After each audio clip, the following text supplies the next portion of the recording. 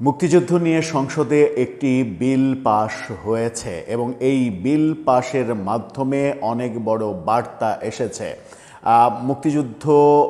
মুক্তিযুদ্ধের যে আবহ, সেই মুক্তিযুদ্ধের সংজ্ঞা নির্ধারণে নতুন যে বিল পাশ হলো, এই বিলেও আমরা দেখেছি আওয়ামী লীগের সময়ও জামাতকে মুক্তিযুদ্ধের যুদ্ধাপরাধী দল হিসেবে আইন পাশ করা হয়েছিল, ঘোষণা করা হয়েছিল। এবার অন্তর্বর্তী সরকারের একটা অধ্যাদেশকে বিল আকারে যখন বিএনপি সংসদে পাশ করলো, তখনও আমরা দেখলাম যে জামাত ইসলামকে পাকিস্তানি হানাদার বাহিনীদের সহযোগী সংগঠন হিসেবে, এই মুক্তিযুদ্ধের বিরুদ্ধে তারা যুদ্ধ করেছে এরকম হিসেবে, দল হিসেবে তাদের নাম সংযুক্ত করে বিল পাশ হওয়ার ঘটনা। জামুকা যে অধ্যাদেশ, সেই অধ্যাদেশের ব্যাপারে অধ্যাদেশটা এখন বিল আকারে আইনে পাশ হলো। এর ফলে কি একটা বার্তা দেয়া হলো যে আগামীতে যুদ্ধাপরাধী দল হিসেবে জামাতকে নিষিদ্ধ করা হবে? যখন আওয়ামী লীগের ওপরে নিষেধাজ্ঞা চলছে, কার্যক্রমের উপরে নিষেধাজ্ঞা চলছে, সন্ত্রাস বিরোধী আইনে অধ্যাদেশের মাধ্যমে প্রফেসর ইউনূস সরকার যে নিষেধাজ্ঞা দিয়েছিল, এবার সংসদে জামাতকে নিয়ে যে বিল পাশ হলো, এই বিলের ফলে জামাত কি এর পরের টার্গেট? আর আওয়ামী লীগের ওপরে যদি নিষেধাজ্ঞা দেয়া হয়, তাহলে জামাতের ওপরে কেন নয়? এই প্রশ্নটা তো অনেক দিন থেকেই ঘুরে ফিরে আসছে, ঘুরে ফিরে আলোচনা হচ্ছে। কি হলো আজকে সংসদে? যদিও এই পয়েন্টটাতে নয়, অন্য পয়েন্টকে কেন্দ্র করে জামাত আজকে ওয়াকআউট করেছে, তবুও সার্বিক পরিস্থিতি আজকে সংসদে জামাতের পক্ষে ছিল না। চলুন একটু জেনে দেখি কি বিল পাশ হলো, এই বিল পাশ হওয়ার ফলে কি পরিস্থিতি হতে চলেছে। সেই আলোচনাই করব এই ভিডিওতে। থাকবেন পলিটিক্স টিভির নিয়মিত আয়োজনে।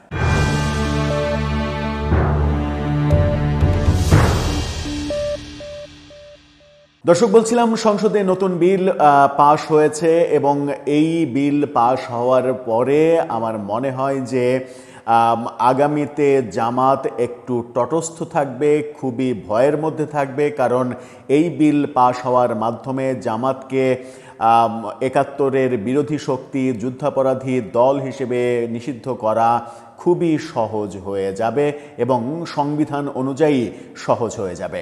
কি বিল পাশ হলো সংসদে? গণমাধ্যমের শিরোনামটা দেখে নিন। সেখানে বলা হচ্ছে, জামুকা সংশোধনে বিল পাশ, জামাতের আপত্তি, সমর্থন এনসিপির।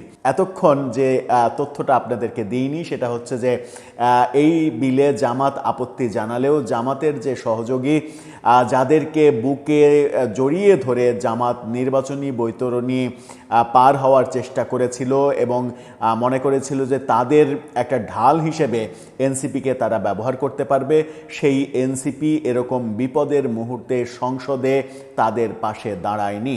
এনসিপি আপত্তি জানায়নি, এনসিপি এই বিলের সমর্থন করেছে। অর্থাৎ এনসিপিও মনে করছে মহান মুক্তিযুদ্ধে জামাত ইসলাম বাংলাদেশের বিপক্ষে দল হিসেবে অংশগ্রহণ করেছিল এবং যুদ্ধাপরাধের মতো কর্মকাণ্ডগুলো করেছিল। কি বলা হচ্ছে? পাকিস্তান হানাদার বাহিনীর সহযোগী হিসেবে তৎকালীন মুসলিম লীগ, জামাত ইসলামী ও নেজামি ইসলাম পার্টির নাম বহাল রেখে জাতীয় মুক্তিযোদ্ধা কাউন্সিল অধ্যাদেশকে সংশোধন করে আইনে রূপ দিতে বিল পাশ করেছে সংসদ। অধ্যাদেশ বিল আকারে পাশ হয়ে গেল। এতে জামাতের পক্ষ থেকে আপত্তি জানিয়ে দলটির আমির ও বিরোধী দলীয় নেতা শফিকুর রহমান বক্তব্য দেন। তবে তাদের জোটসঙ্গী এনসিপির পক্ষ থেকে এই বিলের ওপরে কোনো আপত্তি জানানো হয়নি। আপত্তি নেই বলে লিখিতভাবে স্পিকারকে জানানো হয়েছে। এটা জামাতের জন্য একটা বড় ধাক্কা। তাহলে কি বলা যায় যে আগামীতে এনসিপি জামাতের যে জোট, সেই জোট টিকছে না, টিকবে না এবং এনসিপি তাদের নিজেদের স্বার্থেই জামাতের সঙ্গে যে ঘনিষ্ঠতা, সংস্রব, সেই ঘনিষ্ঠতা থেকে একটু একটু করে দূরে সরে আসবে। আজকে এই বিল পাশ হয়। মুক্তিযুদ্ধমন্ত্রী আজম খান এই বিলটা উত্থাপন করেন, কণ্ঠভোটে বিলটা পাশ হয়। বিরোধী দলের নেতা বিলের ওপরে আপত্তি জানিয়ে দাঁড়িয়ে দীর্ঘ বক্তব্য দিলেও বিলের কোন ধারায় তিনি সংশোধন চান তা উল্লেখ করেননি কিংবা উল্লেখ করতে পারেননি, উল্লেখ করতে পারারও কথা নয়। ফলে স্পিকার তার আপত্তির বিষয়টি নিষ্পত্তি করতে ভোট দেননি। অন্তর্বর্তী সরকারের আমলে জারি করা 133টি অধ্যাদেশের মধ্যে 98টি হুবহু বিল আকারে উত্থাপনের জন্য সুপারিশ করেছে সংসদের বিশেষ কমিটি। বিশেষ কমিটির ওই প্রতিবেদনে নোট অফ ডিসেন্ট আপত্তি জানিয়ে জামাতের এমপিরা বলেছিলেন, জামুকা অধ্যাদেশটি বর্তমান অবস্থায় কোনো পরিবর্তন ছাড়া পাশ হলে দেশের বিদ্যমান রাজনৈতিক দল মুসলিম লীগ, জামাত ইসলামী, নেজামি ইসলামের মতো দলগুলো পাকিস্তানের হিসেবে বিদ্যমান থেকে যাবে, যা কোনোভাবেই যুক্তিযুক্ত নয়। এটা তো ইতিহাসের সত্য এবং বিএনপিকে ধন্যবাদ জানাতে হয় যে বিএনপি ইতিহাসের এই সত্যটা অন্তত তাদের বুকে ধারণ করেছে এবং সংসদে পাশ করেছে। জামাতের এমপিরা এই অধ্যাদেশের বীর মুক্তিযোদ্ধা ও মুক্তিযুদ্ধের সংজ্ঞা পরিবর্তনের দাবি রাখেন। কমিটির প্রতিবেদনে জামাতের পক্ষ থেকে আরও বলা হয়, 2002 সালে খালেদা জিয়ার সরকারের আইনে দলগুলোকে পাকিস্তানি হানাদার বাহিনীর সহযোগী বলা হয়নি। রাজনৈতিক দলকে সশস্ত্র বাহিনী চিহ্নিত করা ফ্যাসিবাদী রাজনীতির সমর্থন, অর্থাৎ বিএনপি আওয়ামী লীগের পথেই যাচ্ছে, ফ্যাসিবাদ হয়ে যাচ্ছে, সেই বক্তব্য তারা বলছে। অন্তর্বর্তী সরকারের আমলে জারি করা এই অধ্যাদেশে মুক্তিযুদ্ধ, মুক্তিযোদ্ধা, মুক্তিযোদ্ধা সহযোগী, মুক্তিযোদ্ধা পরিবার ও মুক্তিযুদ্ধের লক্ষ্যের সংজ্ঞায় ব্যাখ্যা করা হয়েছে।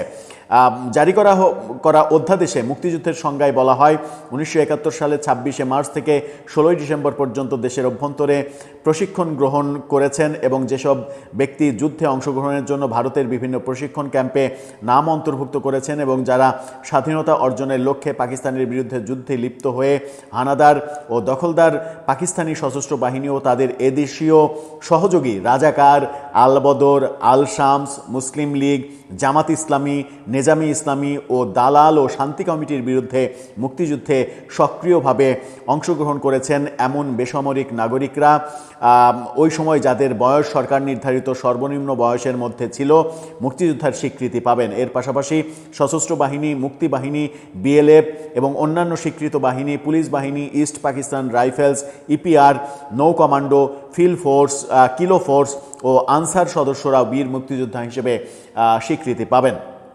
জারি করা অধ্যাদেশে মুক্তিযুদ্ধের সংজ্ঞায় বলা হয়েছে, 1971 সালে 26শে মার্চ থেকে 16ই ডিসেম্বর পর্যন্ত একটি স্বাধীন গণতান্ত্রিক রাষ্ট্র হিসেবে বাংলাদেশের জনগণের জন্য সাম্য, মানবিক মর্যাদা ও সামাজিক ন্যায় বিচার প্রতিষ্ঠার আকাঙ্ক্ষায় হানাদার ও তাদের সহযোগী রাজাকার, আলবদর, আল শামস, তৎকালীন মুসলিম লীগ, জামাত ইসলামী, নেজামি ইসলামী ও দালাল শান্তি কমিটির বিরুদ্ধে পরিচালিত যুদ্ধ।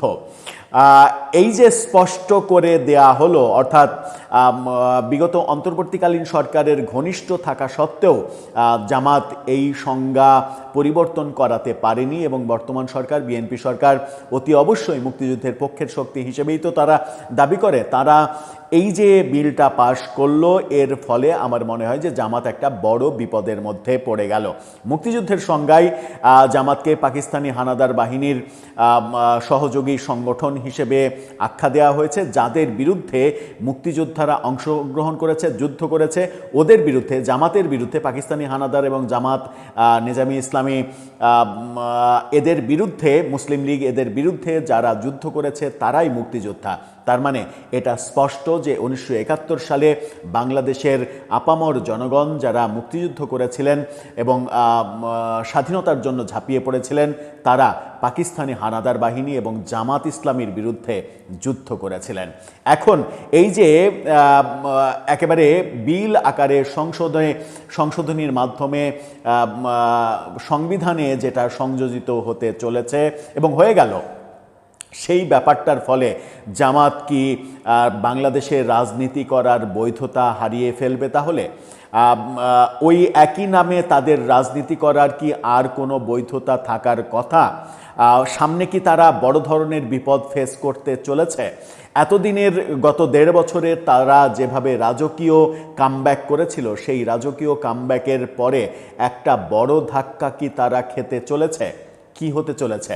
আওয়ামী লীগের উপরে যখন নিষেধাজ্ঞা জারি করা হয়েছে তখন এবার কি টার্গেট তাহলে জামাত ইসলাম? এবং খুব স্বাভাবিকভাবে মুক্তিযুদ্ধের বিপক্ষে অংশগ্রহণ করায় আদালতেও দল হিসেবে, এতদিন দল হিসেবে তাদের বিচারের প্রশ্নটা শুধু মুখে মুখেই আলোচিত হয়েছে। এখন কি তাহলে দল হিসেবে তাদের বিচারের ব্যাপারে আর কোনো বাধা থাকলো না? দর্শক, আপনার কাছে কি মনে হয়? ঘটনা বোধহয় উল্টে যাচ্ছে, পাশার দান উল্টে যেতে শুরু করেছে। এই পাশার দান উল্টে গেলে কোন পথে যাবে পরিস্থিতি? আপনার মতামত জানিয়ে লিখতে পারেন আমাদের কমেন্ট বক্সে।